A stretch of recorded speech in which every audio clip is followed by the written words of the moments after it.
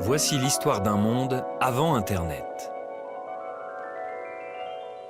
Un monde où les moyens de communication sont aux mains de puissantes corporations.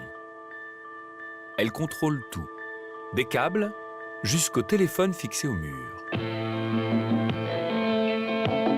Mais elles sont loin de se douter qu'une bande de gamins intrépides exploite une faille dans leur système pour créer un réseau social.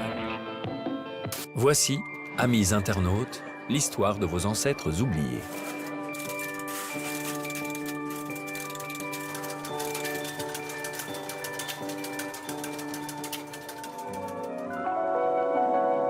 Imagine that you're a 16-year-old kid in the 1960s or 70s, and you're able to take the most boring thing in the world, a rotary telephone, and turn it into a portal to another world.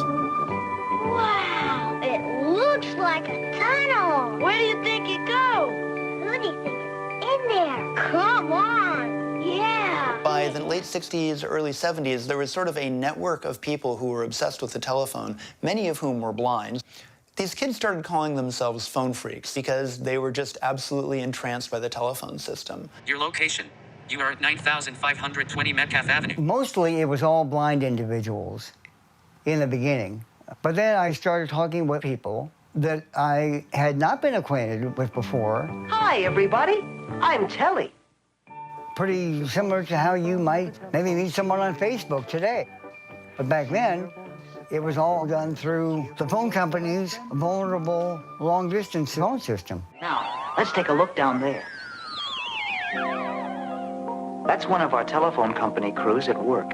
When AT&T built out their telephone network, they ended up creating a giant flaw in their telephone system. They sent the signaling information, so how a call was going to be dialed and routed, over the same circuits that your voice would travel on. When you dial a number, the equipment searches out an electrical pathway for your call that uses an elaborate system of musical notes.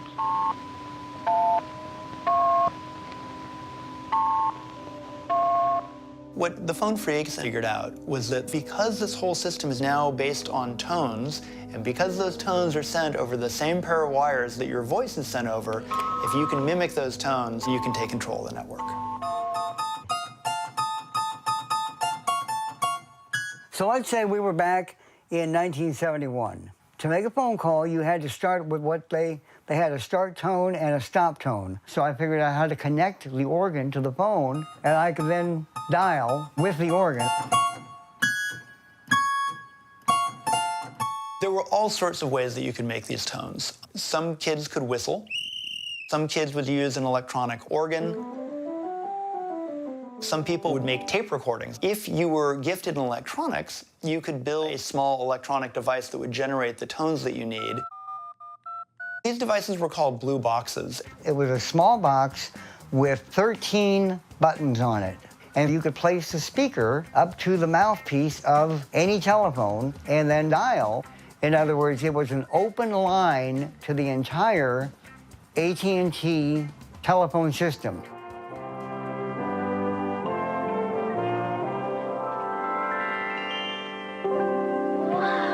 Imagine being inside a computer, and that's really what you were with the telephone network in the 1970s. And if you had a blue box, you could make that computer do things that it wasn't intended to do and do things that you wanted it to do.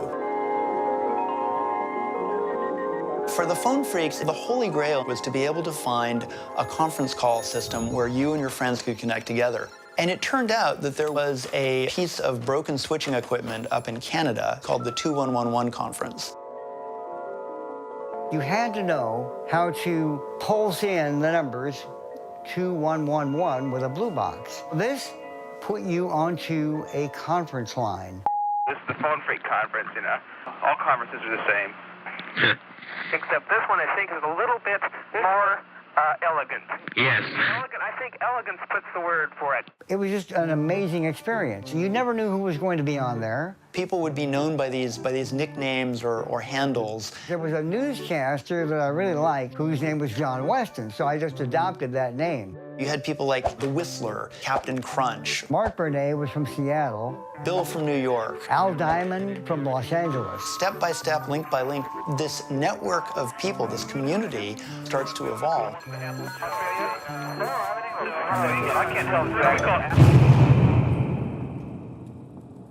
This all changed in 1971. A journalist who worked for Esquire magazine got a hold of the story. He wrote an amazing piece that blew open the story of the phone phreaks. Suddenly, there were lots more people who were interested in this. And this meant that things that they used to be able to get away with doing, they now realized it's now actually a lot more dangerous to do. Obviously, everyone knew that what we were doing was probably against the law, and in fact, we soon found out how very serious it was. One fateful morning in 1973, they knocked on my door, and they had come with a search warrant. They got some cassette tapes, and all my cassettes had all the numbers of all the phone phreaks.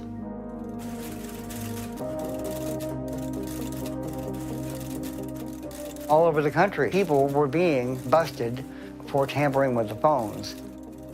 People would get fined, and they could go to jail. I faced a day in court, and since I was a minor, I was not convicted of anything, but I quit messing with the phones completely. This innocent and wonderful and fun community, because of the light of the media and attention, really kind of came to an end at that point.